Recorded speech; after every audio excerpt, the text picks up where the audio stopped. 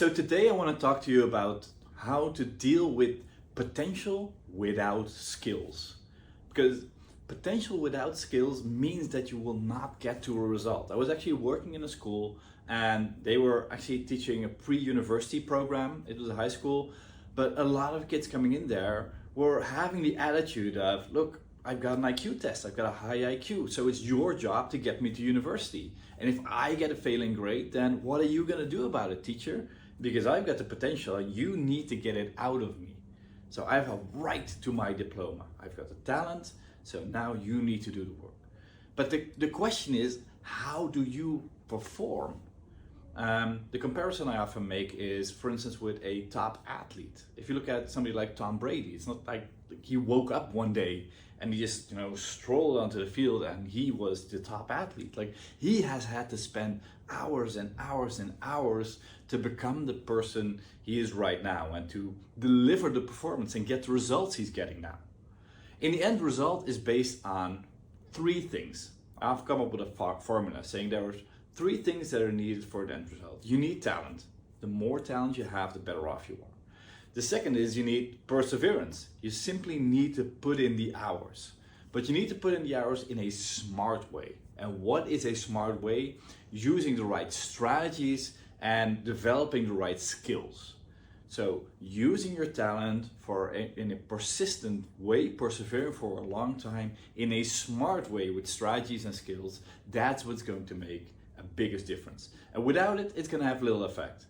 And to be honest, the biggest difference is most of the time not gotten out of more or less talent, but it's getting out of more perseverance and building better skills. And what skills are needed for school? Like, if you're trying to have academic success, there's just a specific list of skills that you need. They vary from self-regulation, being able to get yourself under control. It's about planning and organizing to be able to take on bigger tasks and bigger questions. The ability to memorize, to just put stuff into your head and to learn it. The ability to speed read, to have different forms of reading that you could use to gather a lot of information in a short amount of time.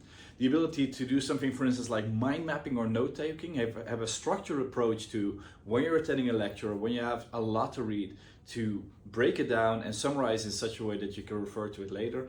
And creative thinking, the ability to think in a different way and come up with new and novel solutions to actually solve problems.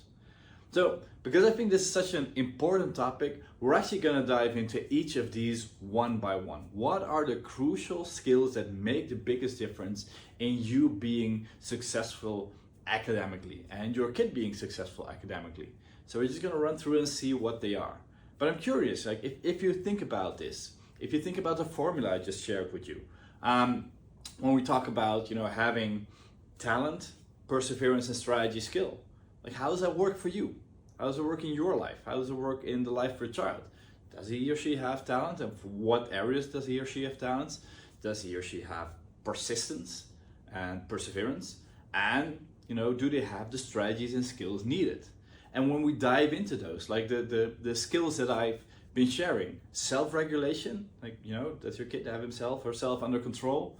Planning and organization, can they get through to more complicated tasks? How about speed reading? How about memorization? Like, are they able to implement those skills? Can they take notes or do something like mind mapping? And are they able to think creatively? Well, really curious to hear what your thoughts are and how those skills are coming. In the coming episodes, we're going to share each of these skills and why they're important, how I learned about each of these things, and what you can do about it. Okay, so far for now. Glad to hear what you think.